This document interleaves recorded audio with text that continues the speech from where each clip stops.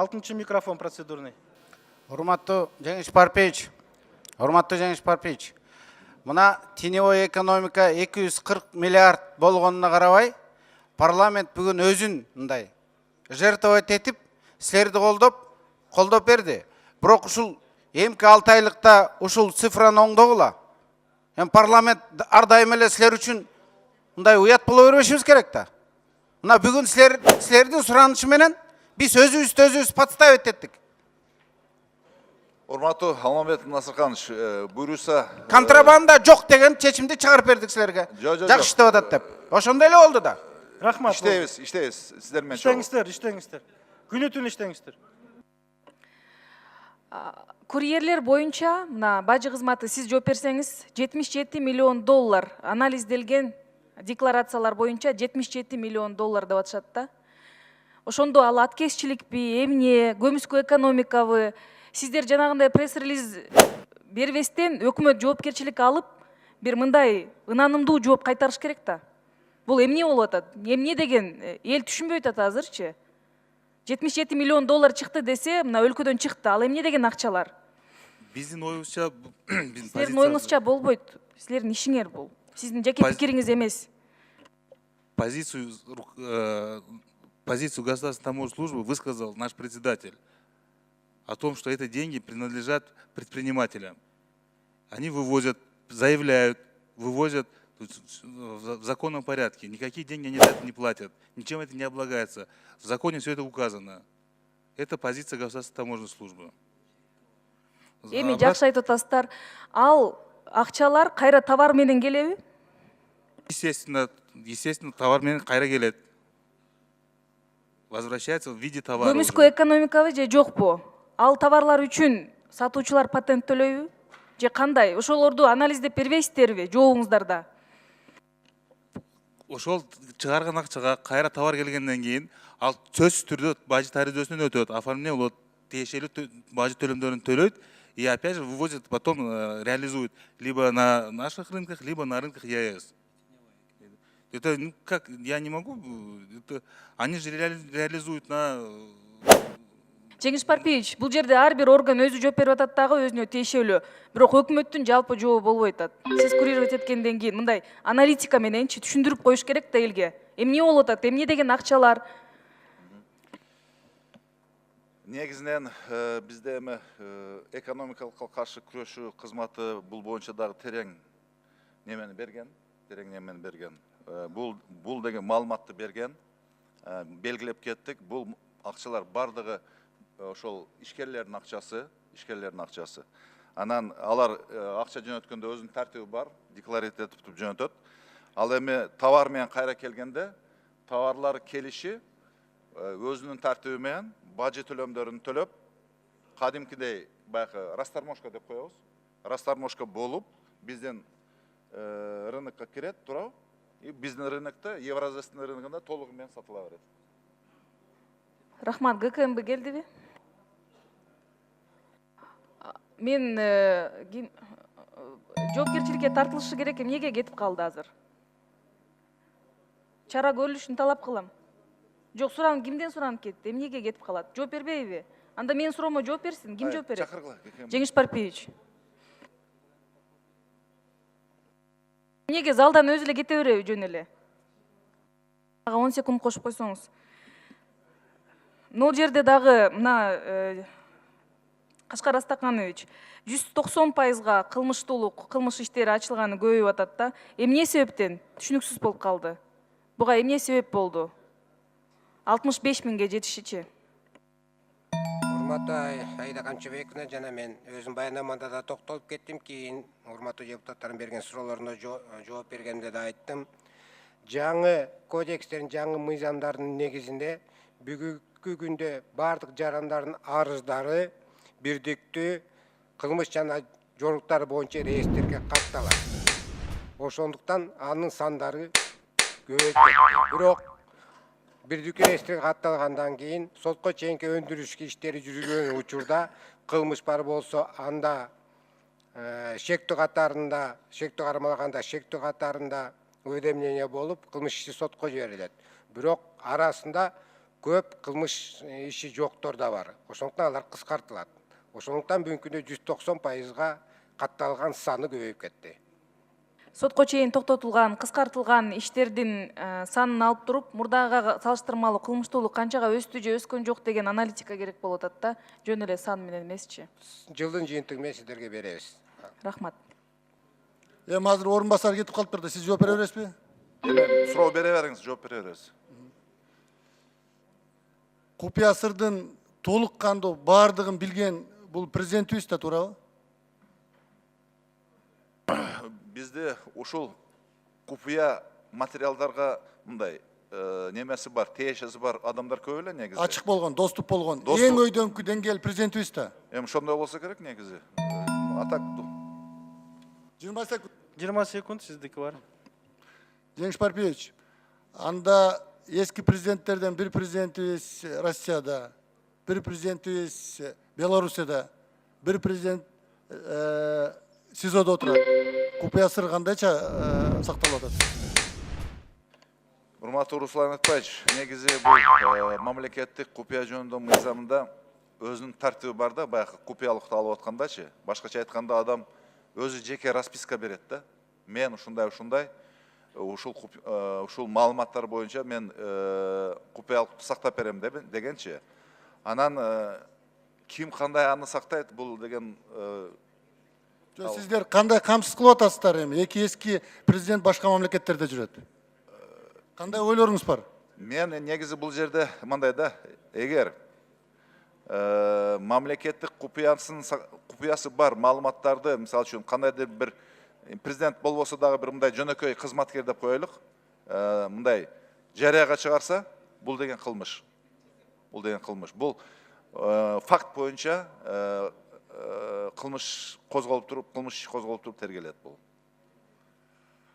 Ошол мыйзамды карап койсоңуз, бизде купуя сыр деле калган жокко дейм.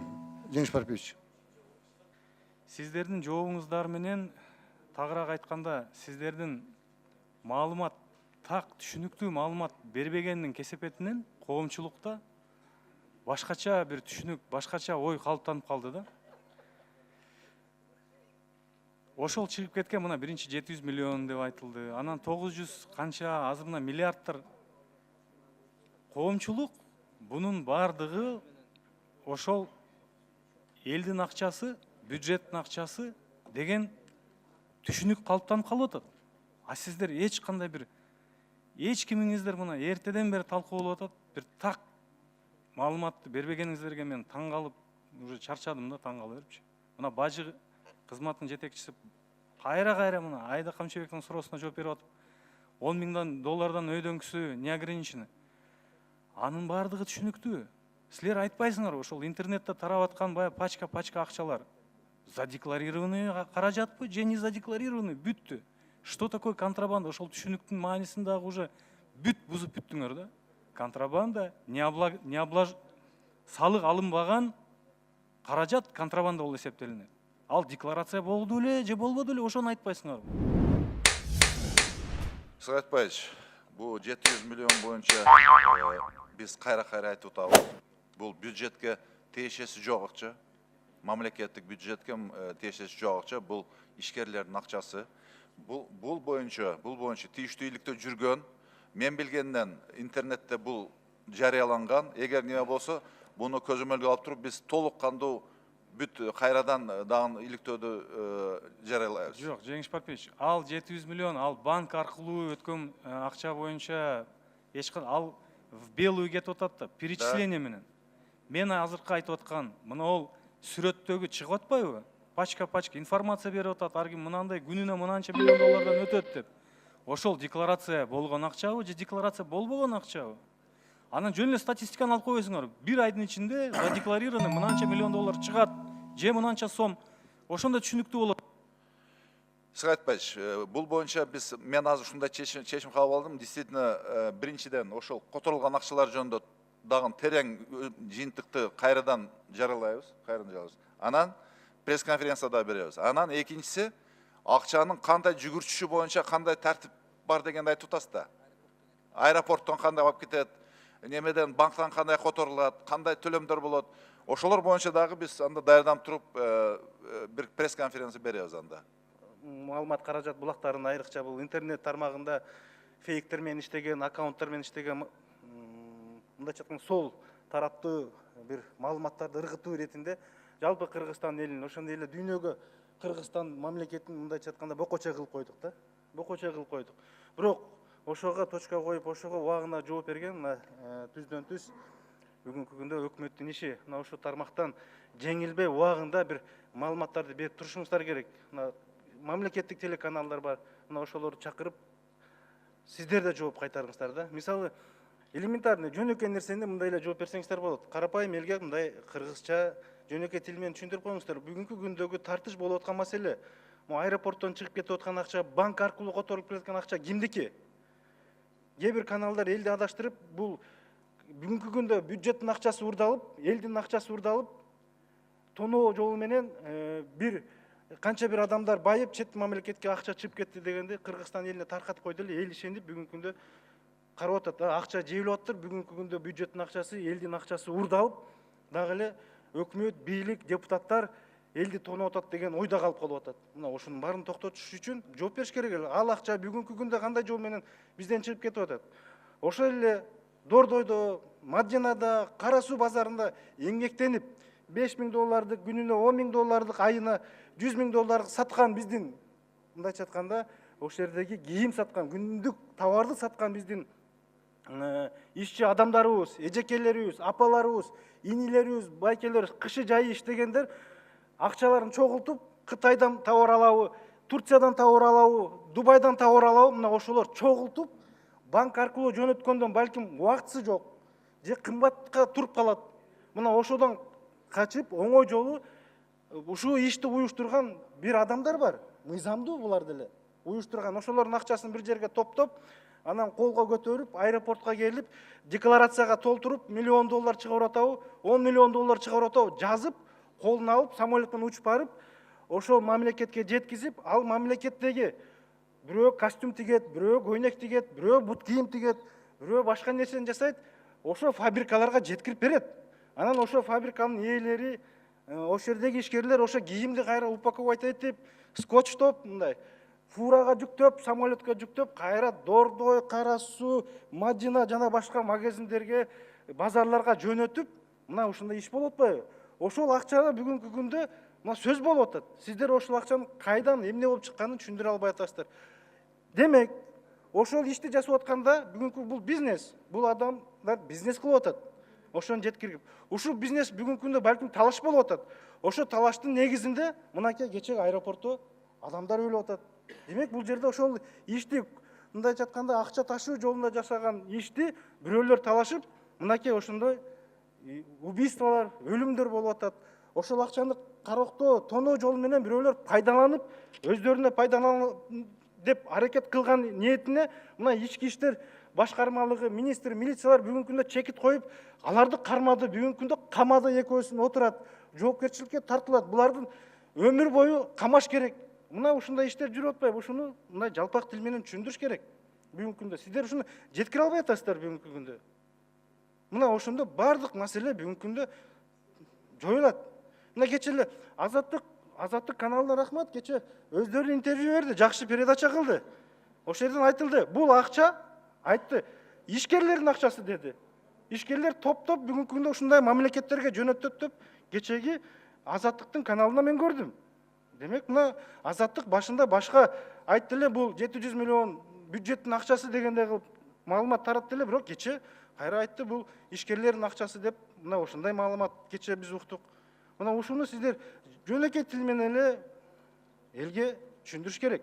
Эч кандай бул жерде акчалар бүгүнкү күндө мамлекеттин бюджетине. Ал эми чыгып аткан акча кандай жол менен чыгып атат? Бул налог төлөнгөн. Ошо Дордойдо жана башка базарда соода кылгандар патент алып бүгүнкү күндө мамлекетке налог төлөп атат. Ал бардык налогтун төлөнгөндөн кийинки акчалар бүгүнкү күндө кайра мамлекет, башка мамлекетке чыгып товар келип атат. Төлөнгөн бул жерде. Мына ушунун бардыгын түшүндүрүү иретинде бир аз аксап калып атасыздар. Ошондуктан Жеңиш Барбевич, ушул тармакта мындай ишти элге туура жеткириш керек. Жетпей калып эле башка жол менен башка саясатчылар алып алып, кылычын чыгарып алып, бүгүнкү күндө жалпы мамлекеттин туруктуулугун башка жакка буруп атат да. Бүгүнкү күндө Кыргызстандын бюджетинде 1 тыйын, урматтуу депутаттар, билесиздер, бардыгы биздин көзөмөлүбүздө. Мына Кыргызстандын бюджети бекитилип атканда ар бир тыйына чейин бул жерден сурап атабыз. Кайсы жол менен колдонулат, мектепке канча акча колдонулат, айлыктар канча процентке көбөйтүлүп атат деп, биздин алдыбыздан өтүп атпайбы? Таможняга токтойлу. Бүгүнкү күндө мына 2017 жылдан бери мына айтып келип, депутаттар айтып келип, мына азыр Тоорукатка, Иркеш Тамга мына азыр жакшы адам катышпаган, мындай адамдын контагы болбой турган биз оборудованияларды алып келдик. Сканер мындайча айтканда, рентген мындайча айтканда, машинада товар жүктөлүп өткөн машинанын ар бир ийне жибине чейин ал жерде көрсөтүлөт. Ийне жибине чейин көрсөтүлөт. Бул неден келип чыгып атат? Демек, ушундай аткезчиликтен, ушундай жаман жолдордон кетиш үчүн чын ниет менен биз ошону алып келдик. Казакстан, биз Казакстан менен бир союздабыз да, таможенный бажы союзунда. Бүгүнкү күндө Казакстандан кирген товар контрабанда деп айтылбайт. Жок контрабанда. Биз бажы биримдигинде болгондон контрабанда жок, жаңы мыйзамда бул бажы биримдигинде андай жок. Да, кирген товарга НДС алыныш керек. Мына ошол жерде маселе бар. 5 тонна цемент кирсе 2 тонна деп жаздырып коюп атат. 3 тонна цементтин НДСи төлөнбөй калышы мүмкүн. Мына ошону да бүгүнкү күндө көзөмөлгө алыш үчүн биз, мына сиз өзүңүз жакшы маалымат берип кеттиңиз, жаңы технологияларын санариптештүүдө бекер айткан жокпуз. Адам катышпаган, адамдын контагы жок, катышпаган мынакей жаңы оборудованияларды коюп, эсептөө жолун мына алып келебиз. Ар бир өткөн мыкка чейин ошол жерден көрүнүп экранга онлайн сиздерге түшүп туруш керек. Мына ошондогу төлөмдөр, НДСтин төлөмү толук мүмкүнчүлүгү бар бюджетке келип түшкөнгө. Мына муну да эртелетип, жакын арада, жакын жылдарда ушуну бүтүрсөк, мына бүгүнкү күндөгү бажы биримдиктеги кирген мамлекеттердин ортосундагы да суроо талаптар алынат жаман. Мына ушуну түшүндүрүп коюш керек бүгүнкү күндө, урматтуу депутаттар, урматтуу Жеңиш Барпиевич, урматтуу өкмөттүн өкүлдөрү, мүчөлөрү. Мына сиздер да ар бир тармакта иш кылганыңыздарды эл билсин бүгүнкү күндө. Эл билсин, көрсөтүп, жеткире айткыла. Сиздерде да бар пресс-служба деген бар, телеканал деген бар. Жеткиргиле.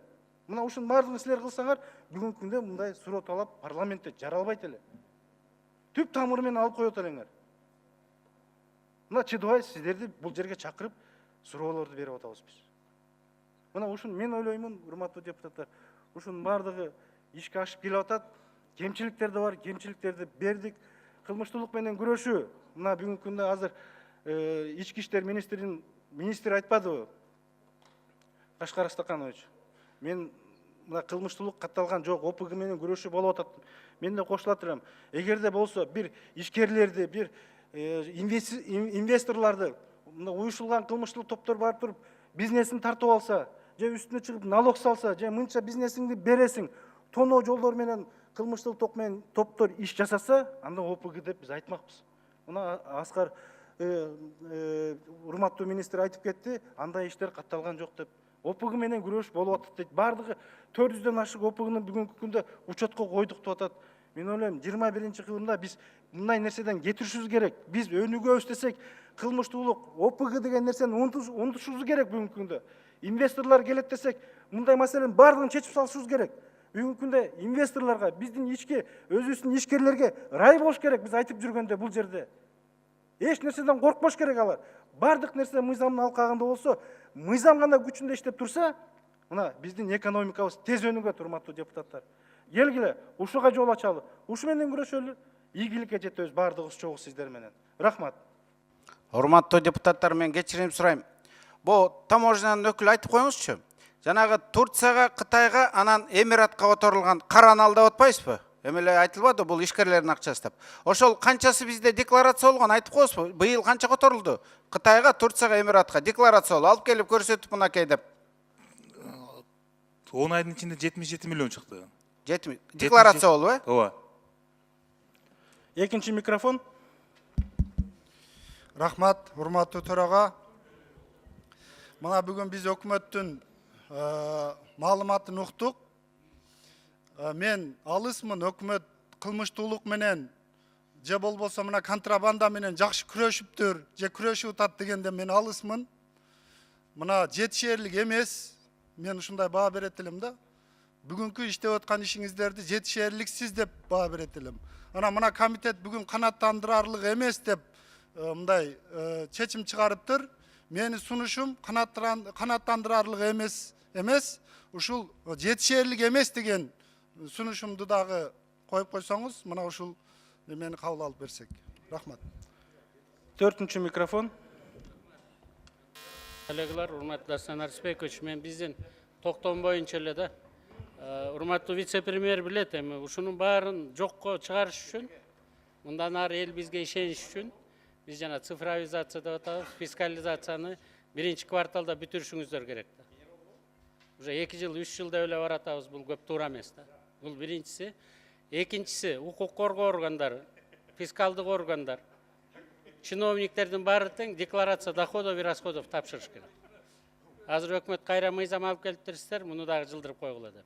Ошондуктан биздин токтомго бир пункт кылып, урматтуу Дастан Арыспекович, азыр сиз өзүңүз дагы айткан сөздөргө ылайык ошо бир пунктты кошуп берсек.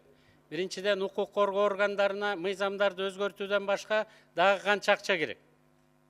Мисалы, ошол эле акчанын баарын сканировать эте турган, биздин кайра чыга турган пункттун баарына койгонго оборудование керекпи? Акчаны көрбөй калып атабыз, ручной клад менен алып келип атабыз деп атасыңар.